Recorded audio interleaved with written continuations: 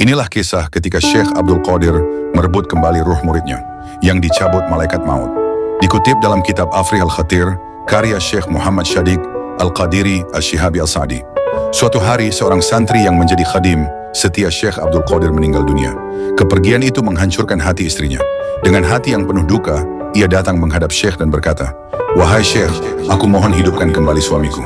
Aku tidak sanggup hidup tanpa dirinya." Syekh terdiam.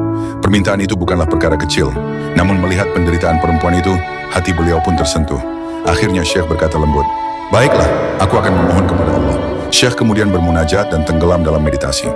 Dalam alam batin yang hanya diketahui olehnya, Syekh melihat malaikat maut sedang terbang, membawa sebuah kantong yang berisi ruh-ruh manusia yang dicabut pada hari itu. Syekh mengejarnya, menembus lapisan demi lapisan langit. Akhirnya beliau berhasil menyusulnya dan berkata, Berhentilah wahai malaikat maut. Serahkan kepadaku ruh santriku." Malaikat maut berkata, "Aku mencabut nyawa atas perintah Allah. Bagaimana mungkin aku menyerahkan ruh ini kepadamu?" Namun Syekh tetap berkata, "Berikan kepadaku." Malaikat maut menolak. Akhirnya terjadilah tarik-menarik kantong yang berisi ruh-ruh itu. Dengan karamah yang Allah berikan, Syekh berhasil merebut kantong tersebut. Namun kantong itu robek di berbagai sisi. Ruh-ruh di dalamnya berhamburan keluar, kembali ke dunia mencari jasadnya masing-masing. Hari itu, semua orang yang telah meninggal hidup kembali, termasuk santri kesayangan Syekh.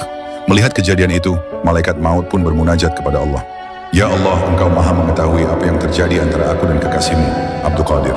Lalu Allah berfirman, "Wahai malaikat maut, mengapa tidak kau serahkan saja satu ruh milik kekasihku itu? Karena satu ruh, kini semua ruh kembali ke jasadnya." Karena kejadian itu, malaikat maut pun menyesal.